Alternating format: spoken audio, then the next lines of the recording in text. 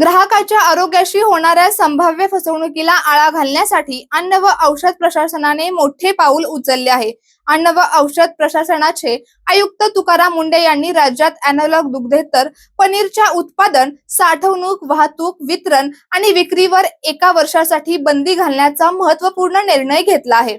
या निर्णयामुळे अन्न उद्योग, हॉटेल व्यवसाय आणि ग्राहकांमध्ये मोठी चर्चा सुरू झाली आहे। या सगळ्याबद्दल जाणून घेऊया आजच्याच या व्हिडिओमध्ये। त्यासाठी व्हिडिओ शेवटपर्यंत नक्की बघा।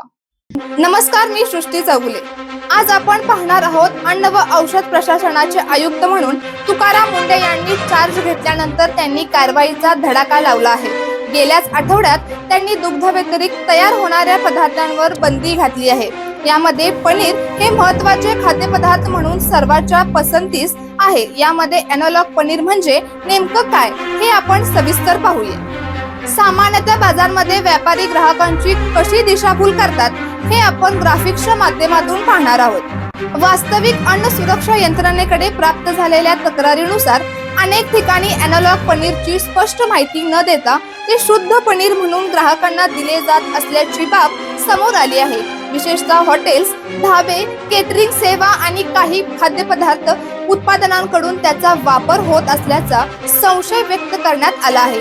त्यामुळे ग्राहक जास्त किंमत मोजूनही प्रत्यक्षात दुग्धजन्य पनीर ऐवजी कृत्रिम पर्याय खात असल्याची शक्यता नाकारता येत नाही। संपूर्ण दुधापासून नव्हे तर इतर पदार्थांपासून बनवलेल्या पदार्थ आरोग्याच्या दृष्टीने कितपत हे योग्य आहे हे जाणून घेणे गरजेचे आहे। यामध्ये तज्ञांच्या मते दर्जाहीन किंवा नियमांचे पालन न करता तयार करण्यात आलेल्या अॅनालॉग पनीरमध्ये निकृष्ट दर्जाचे तेल, कृत्रिम पदार्थ किंवा अन्न सुरक्षा मानकांचे उल्लंघन आढळल्यास आरोग्यावर विपरीत परिणाम होऊ शकते। अशा पदार्थांच्या नियमित सेवनामुळे पचनाचे विकार, लठ्ठपणा, हृदयविकार तसेच इतर जीवनशैलीशी संबंधित आजारांचा धोका वाढू शकतो। त्यामुळे ग्राहकांनी कोणतेही पनीर खरेदी करताना त्यावरील लेबल, घटक आणि उत्पादनाची माहिती तपासणे आवश्यक असल्याचे तज्ञ सांगतात। सध्या तुकाराम मुंढे यांनी अन्न व औषध प्रशासनाची जबाबदारी घेतल्यानंतर महाराष्ट्र कारवाईचा धडाका लावून धरला आहे। अनेक वेळा व्यक्त केला, पण कारवाईवर ठाम राहिल्याने महाराष्ट्रामध्ये भेसळयुक्त खोरांचा आता पर्दाफाश होताना जनतेसमोर येत आहे। अन्न व औषध प्रशासनाने स्पष्ट केले आहे की ग्राहकांच्या ताटात सुरक्षित आणि दर्जेदार अन्न पोहोचवावे, अन्न पदार्थांच्या नावाखाली होणारी फसवणूक थांबवावी आणि जनतेच्या आरोग्याचे संरक्षण व्हावे, या उद्देशाने हा निर्णय घेण्यात आला आहे।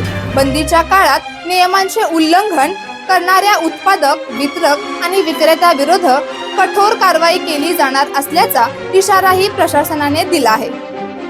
अॅनालॉग पनीरवरील बंदी हा केवळ एका उत्पादनावरील निर्णय नसून राज्यातील अन्न सुरक्षेबाबत प्रशासनाचा कठोर संदेश मानला जात आहे। आगामी काळात बनावट, भेसळयुक्त आणि दिशाभूल करणाऱ्या अन्न पदार्थांविरोधात व्यापक तपासणी मोहीम राबवली जाण्याची शक्यता व्यक्त होत आहे। ग्राहकांच्या ताटात वाढला जाणारा प्रत्येक घास हा सुरक्षित, दर्जेदार आणि विश्वासार्ह असावा, हीच या कारवाई मागील भूमिका असल्याचे स्पष्ट होत आहे। आता या बंदीची प्रभावी अंमलबजावणी कितपत होते आणि ग्राहकांची फसवणूक रोखण्यात प्रशासन किती यशस्वी ठरते याकडे संपूर्ण महाराष्ट्राचे लक्ष लागले आहे।